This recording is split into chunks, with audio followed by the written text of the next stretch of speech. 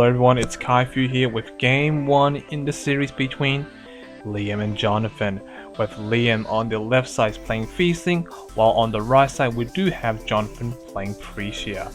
So this will be a Pricia against Fiethsing matchup. Now, as I mentioned in my previous videos before, Pricia is one of those popular rules right now in the latest expansion set, has the capacity to do a lot of aggressive play in the early game. Even if you can't do the aggressive play in the early game, you still have a strong mid to late game thanks to Marabella. The capacity allows you to gain a lot of freeze counter and blast counter, controlling the spells or chance, shall say, your opponents can play, knowing that it has a lot of removable ability as well, so you still have alternative ways to win the game. Now, we do have Liam playing Fiethsing. Fiethsing is one of those that can actually keep up with Pricia deck just for the fact that you can drop those early Guivers, drop those early Drakes, and also Tatiana as well if you do play in the main board. Now, the reason is because those Resonate are flyers, able to block those Pricia really easily with no problem at all, and now that you can apply your own pressure by dropping multiple Guivers and Drakes against your opponent and see how he likes it goes against 4 flyers on the battlefield. Other than that, let's get back to the game itself. Currently, life point wise 4,000 compared to 4,000. Not much has changed at the moment, but however, we did see that Liam did lose his turn 1 Guinevere just for the fact that the Whirlwind did come in, stopping the Guinevere in play. Guinevere is a key card for a Fiethsing deck because it allows you to generate so much resource, so much hand advantage, because you can sacrifice those tokens, and by sacrificing all those tokens away, you were able to draw into key cards you need, like Wyber, Drakes, even Tatiana as well, or even Adam Brawley to go off. But however, because he did lose his Guinevere, he can't get his engine going. But sadly, same goes for Johnathan. He is a bit slowed down just for the fact that he did get the turn 1 red magic stone, so he can't drop his sacred elf, he can't do anything at the moment unless he drops a Guinevere. And because of the hesitation of not playing Guinevere on the field, it's safe to say that Johnathan does not have a Guinevere in hand unless he will have an open resource to use like Lightning Strike or something on those lines. So he took the 200 attack from Tama, so putting the Johnathan down to 3,800 compared to Liam's 4,000. So he's... wait. Okay, so Rook Egg and Tom went to the graveyard. I'm expecting a Adam Brawley, but I don't see the Adam Brawley on the battlefield yet. Unless I'm missing something here. Did I miss something? I don't think I did. There's supposed to be an Adam Brawley on the battlefield, I'm pretty sure. Maybe he just kept it in his hand by accident. I'm pretty sure later in the game he would drop the Adam Brawley, otherwise that he's doing an illegal search or illegal sacrifice.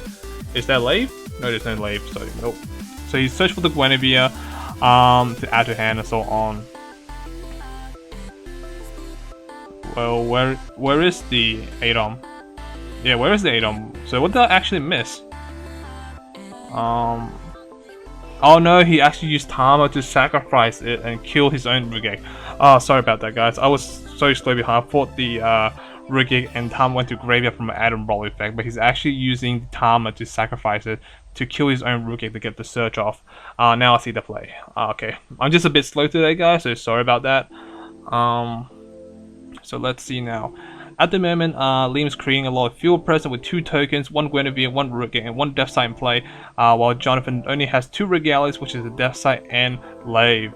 Now, he does have the option to deactivate at this point in time, but however, we do not know that if Liam can capacity able to handle those Bat-Flying J-Ruler at the moment, so he can drop down like a Wyber later on in the game and so on. So it seems that Johnathan is not going to do a Judgment play this turn. Instead, he is tapping for Stone and passing turn. Interesting. So it shows that Johnathan might not able to do anything in this point in time. So, which is a good indication for Liam, saying that, well, you know what, you have nothing in play, you don't have 3 Regalias, I'm not afraid of that, I can slowly do some minor damage directly to you with those tokens, while I'm searching for using Rook Egg to search, using Guinevere to draw, and so on, give me the strong field advantage that I need. Let's see now. 4,000 compared to 3,800. Searching out for Blazer, interesting. Now Blazer is one of those new expansion cards that is like, it's pretty much like the original Blazer from the Grim Cluster, but this one's a bit more balanced out. Now what it does is that when in your graveyard, you may pay a total of 6 resource, 2 darkness, 2 red, and also 2 colorless to resurrect from the graveyard, and it does gain swiftness and it does have flying. The original Blazer from the Grim Cluster is pretty much when it's in the remove area, you can play from your remove area, and you can pay as a 5 cost, and it has swiftness. And it doesn't have flying, but it's 11 body. But however, thanks to the original Blazer's effect, is that pretty much every card on the battlefield will get removed, including himself if he does choose to leave the field. So let's see what can that Blazer do in the hand. Most likely it will be a discard for Guinevere, most likely. Typing for Magic Stone rules, Memorial comes to play. Going a bit aggressive now with the token, so why not? Yeah, he's just right there doing nothing, attacking directly for 100, putting Johnathan down to 3,700 compared to Liam's 4,000.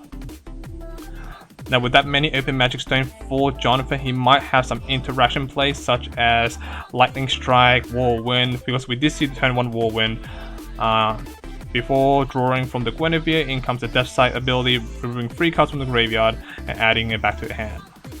So getting a free +1 out of that. So let's see now. So token dies, Rook Egg died this turn, so 2 cards have been sacrificed this turn. In comes the Apollo. So yeah, Apollo will be the first card he played this turn, so let's see.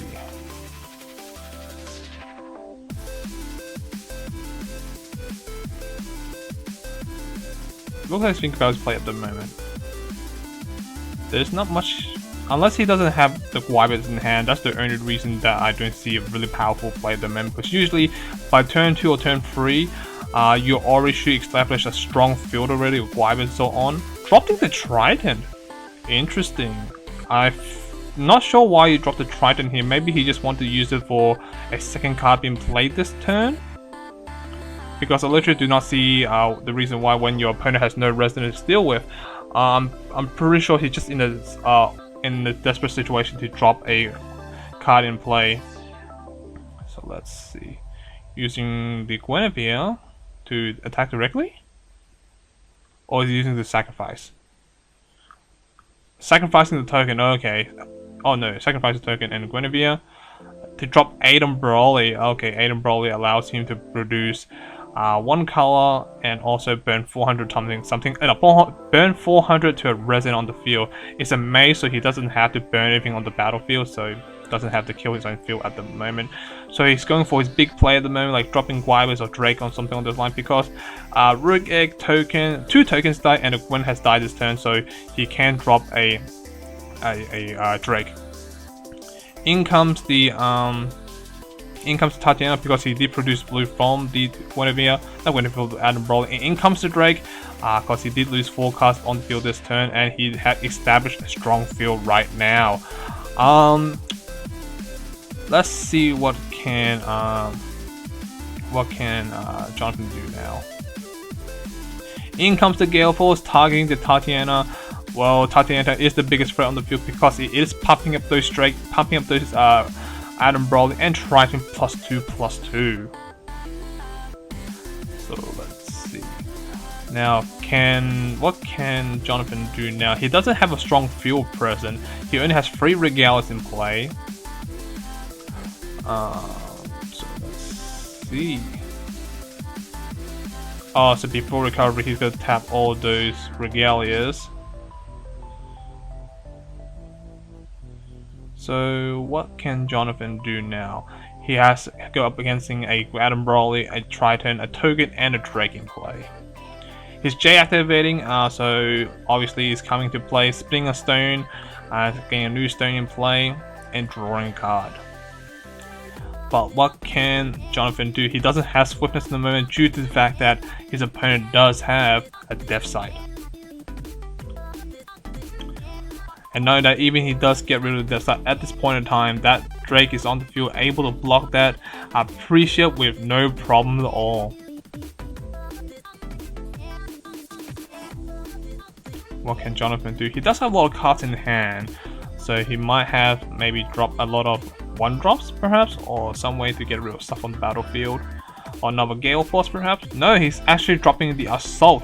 The Assault has the capacity to do 1-drop destroy a addition or regale on the battlefield. Sadly, it's not an instant speed, but a 1-drop chant able to destroy any addition,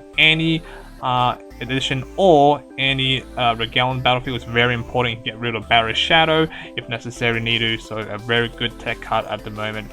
So now Pricia does have the swiftness again because Slave is in play. So he's currently 16-14 at the moment, so he can easily do a lot of damage at the moment. But thanks to Drake in play, he is so Liam will be safe from taking so much damage at the moment from this point in time. So, okay, attacking directly, drawing a card. Does he draw into the Gale Force? That's the key question. Let's see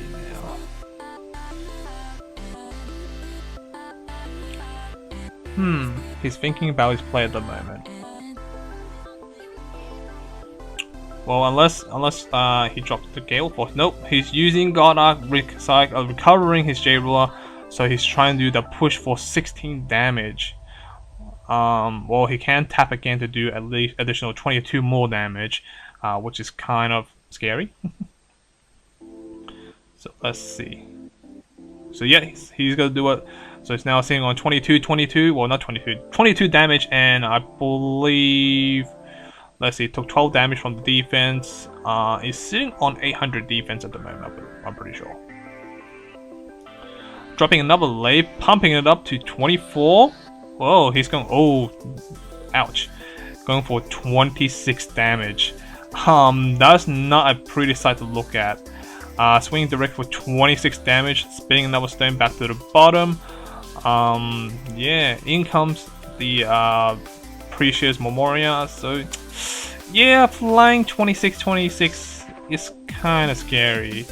And it's going to swap down to Liam's life point to 14 life points.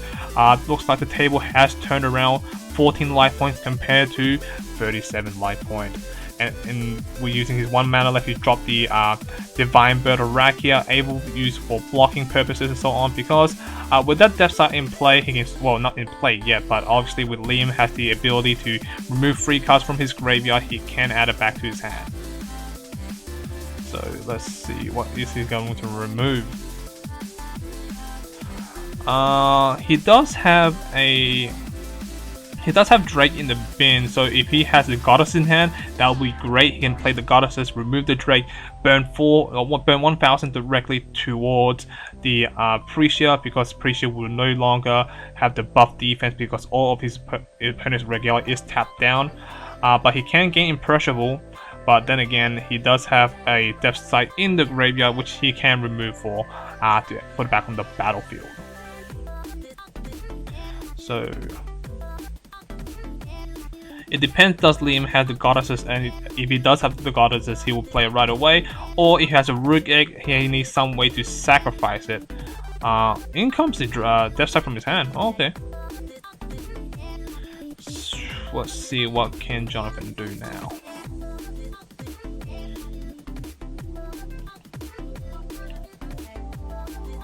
So let's see.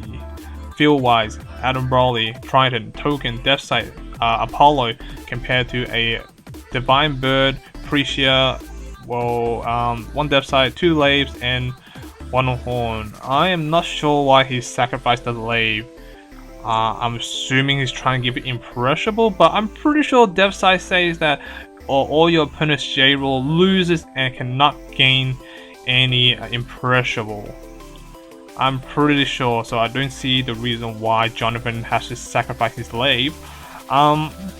Unless there's a miscommunication saying that, well, the Death Sight, I don't know, something on those lines. I'm pretty sure it was a miscommunication there and so on.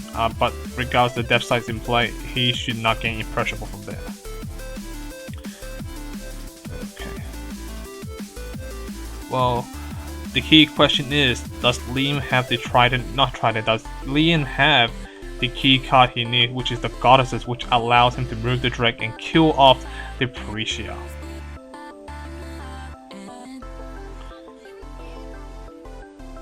So let's see, 14 life point compared to 37 life point. Not much Liam can do at the moment because he is facing a flying J ruler because of the fact that we do have Johnathan dropping the Apollo just to give a guarantee of flying. Now what the most situation is that most Pricia decks doesn't have, after Goddard they don't have much plays, because if your opponent has a lot of blockers, can easily block all your J ruler attack, but applying the Apollo on the battlefield making life a lot harder for your opponent because it will gain that passive flying ability. Attacking directly for 8-arm, putting Johnathan down to 3,100 life point. What can what can he do at this point in time? So he's going a bit aggressive, so he's doing some chip damage at the moment, putting Johnathan down to 27 life points. So maybe he's just going for push for minor damage, using the Apollo bouncing back the 8-arm. And playing the 8-arm. So it seems that he doesn't have Rook Egg in hand.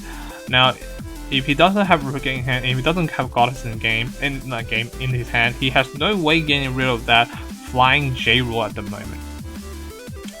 I hope he didn't misplay, because if he did misplay with the play, then that might be an issue.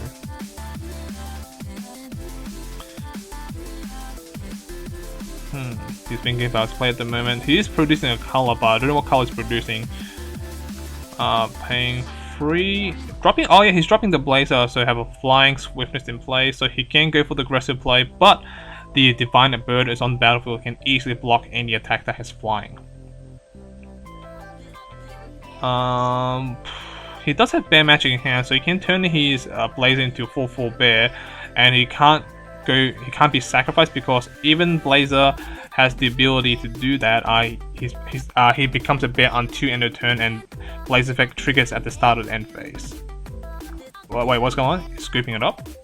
Oh, I think he didn't misplay and he went to end phase right away and didn't use the bear magic. So that's the game, guys. Let's start with game 2.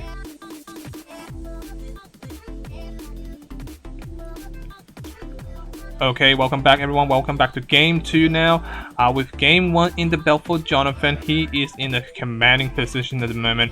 He does have the energy, he does have the powerful play he necessarily need, but it all depends what can Liam do now. Liam is under a lot of pressure because he needs to win the game 2 in order to force the game 3 to his favor. Worst scenario is that he forces a draw. In comes the Lave, in comes the Depth Sight, and in comes the Sacred Elf. At the moment, the field's pretty empty for Liam with 1 Depth Sight. Has 2 Heat Rays in play. Not sure what he can do. Playing another Depth Sight. Maybe he's trying to counteract the Assault, because the Assault did destroy one of his Depth Sight in game 1. So that's what I'm thinking. Dropping the Apollo, gaining a token. Don't tell me that's it. If that's it, that is pretty a bad hand then, by looks of it. 4,000 compared to 4,000. Not much has changed at the moment. So his passing turn, wow, he must have a terrible hand from my point of view, because there's no reason you have 2 open mana, because usually Fiethsing deck, they go all out major time in turn 1, turn 2, to go those aggressive powerful plays and so on. J activating, going very aggressive at the moment, flipping the stone over and drawing a card. Paying 1. What is paying 1 for? Dropping another Sacred Elf just for blockers, just in case. Now the pressure is on because, oh damn, dropping the Apollo, giving passive flying as well. Not looking too good, but if Liam can drop a couple of Drake, drop a couple of Wybers, that would be great. What can he do now? Dropping Lave and dropping a Depth. Okay, this must be a very terrible hand. Cause you have 5 Regal. Oh, he has a Tama and a Bertarakia, and he has no green source. That sucks, cause that means he will lose the game from this point, because right there, that's exactly 2000 damage from one Pricia attack, and obviously with the Godok purpose and so on, that will most likely be the game. So yeah, let's see what can Liam do now. Yeah, okay, Liam decides to scoop it up. He cannot win, so that's the game, guys. This is one of the shortest games I've ever seen in my life in game 2. So thank you for watching. Thank you, guys. Hope you guys enjoyed it. Please stay tuned for the next round.